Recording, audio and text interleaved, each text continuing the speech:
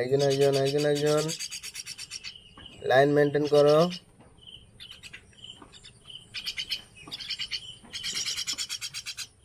Line maintain.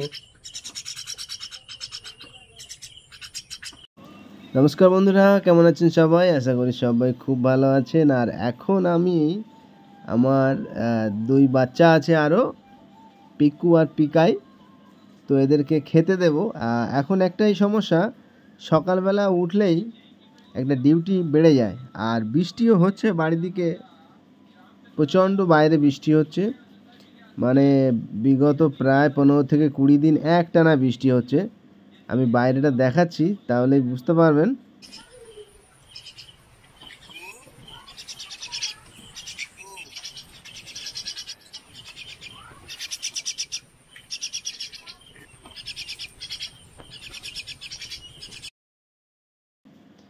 আর এইবারে দেখুন এদিকে শুধু বৃষ্টিটা কেমন হচ্ছে, শুধু দেখুন, মানে একটানা এত বৃষ্টি হচ্ছে, মাঠ ঘাট সব তো জলে ভরে গেছে।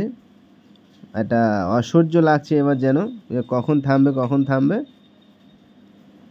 তো আমি এবারে পাখির যে খাবার আর কি, মেষ খাওয়ানো হয়, তো মেষটা আমি এবার জলে ভিজিয়ে ওদেরকে খেতে দেব।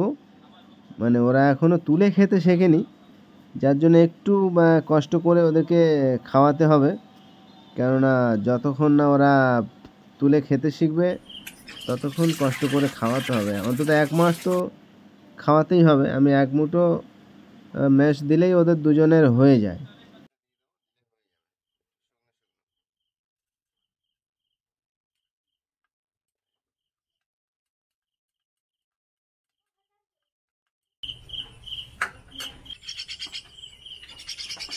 কে খাবে কে খাবে কে খাবে?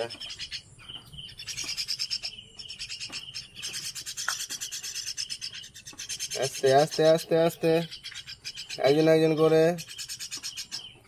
একজন একজন করে খাও, একজন একজন করে খাও।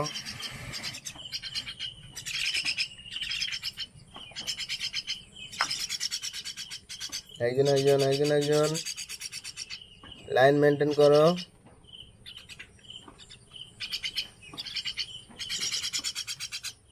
Line maintain.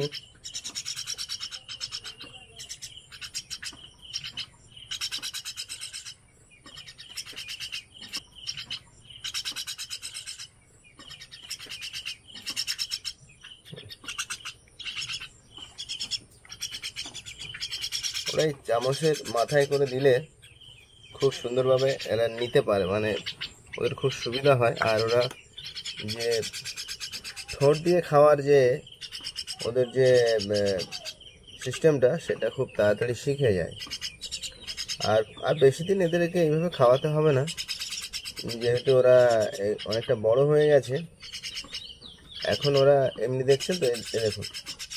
এই আজকের ভিডিওটা দেখার জন্য অসংখ্য ধন্যবাদ। ভিডিওটা আর বেশি বড় করব না।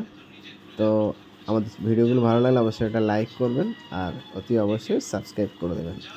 দেখা হবে নতুন একটা ভিডিও নিয়ে। সবাই ভালো থাকবেন, ধন্যবাদ।